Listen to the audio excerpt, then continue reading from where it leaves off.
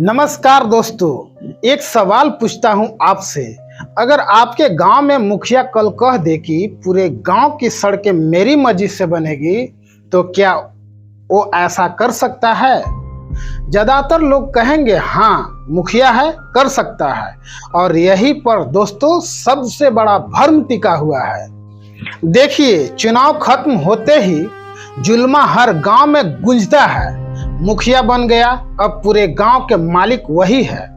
ये लाइन इतना बार दोहराई जाती है कि लोग इसे कानून समझ बैठते हैं। लेकिन आज मैं आपको भावना या नारे नहीं बल्कि कानून की किताब खोलकर बताऊंगा मुखिया की ताकत कहां से शुरू होती है और कहां खत्म। चलिए शुरू से समझते हैं।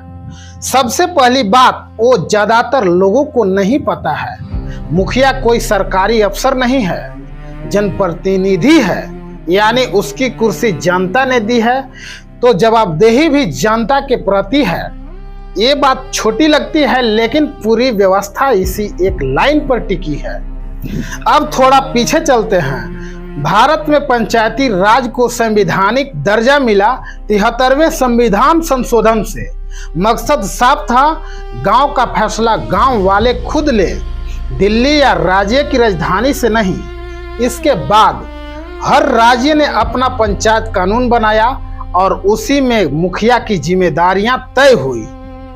तो सवाल यह है, क्या मुखिया अकेले फैसला ले सकता है? जवाब है नहीं, हर मामले में नहीं। लोग सोचते हैं सड़क कहाँ बनेगी, किसी योजना का लाभ मिलेगा, नाली कहाँ बनेगी, ये सब सिर्फ मुखिया तय करता है। लेकिन असलियत इससे बिल्कुल अलग है। मुखिया का असली काम है पंचायत की बैठकों की अध्यक्षता करना, पंचायत के फैसलों को जमीन पर उतारना, योजनाओं में तालमेल बिठाना, पंचायत के रिकॉर्ड और संपत्ति की देखरेख करना। लेकिन ध्यान दीजिए, इसका मतलब ये नहीं कि पंचायत का पैसा उसकी जेब की तरह उसकी मर्जी से खर्चा हो। यहाँ असली ताकत किसके पास है? ग्राम पंचायत की सामूहिक बैठक और कई मामलों में ग्राम सभा के पास। यानी लोकतंत्र का बुनियादी नियम एक आदमी नहीं, सामूहिक फैसला सबसे ऊपर।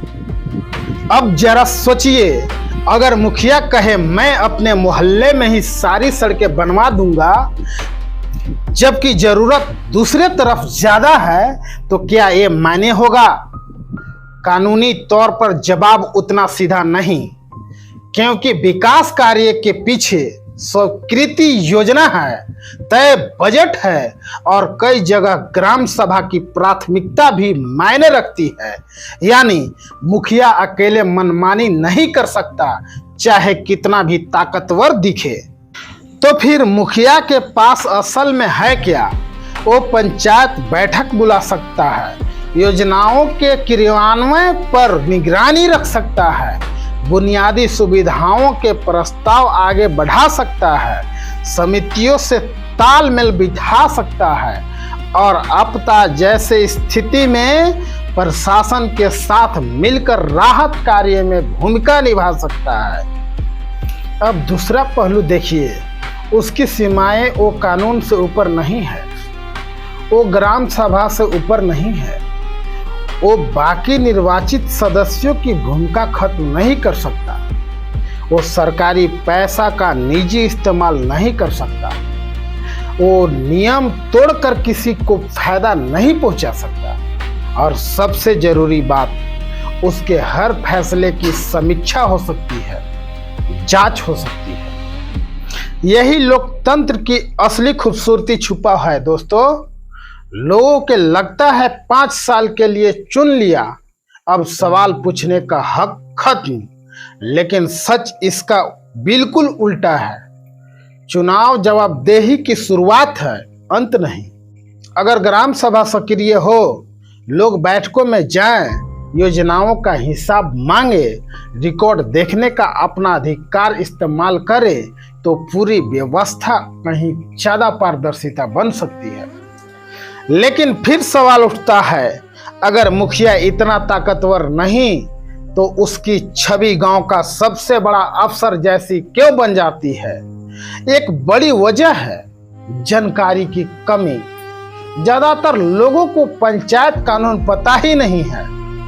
दूसरी वजह, हर सरकारी योजना का पहला चेहरा मुखिया ही दिखता है, इसलिए लगता है सब कुछ उसी की मर्जी से चल रहा है, जबकि हकीकत यह है कि ज्यादातर योजनाएं तय नियम, पात्रता और प्रशासनिक प्रक्रिया से चलती है। तो निष्कर्ष क्या निकला? मुखिया जरूरी है लेकिन सर्वशक्तिमान नहीं, और यही फर्क जब जनता समझने लगती है तभी असली लोकतंत्र मजबूत होता है। अब आप बताइए, आपके गांव में लोग मुखिया को जनप्रतिनिधि मानते हैं या पूरे गांव का मालिक? और क्या आपने कभी ग्राम सभा की बैठक में जाकर कोई सवाल पूछा है? कमेंट में लिखिए, आपका जवाब इस चर्चा को और आगे ले जाएगा। और मेरे चैनल को देखते होंगे तो आप सब्सक्राइब कीजिएगा, और मेरे फेसबुक पेज को देखते होंगे तो आप फॉलो कीजिएगा।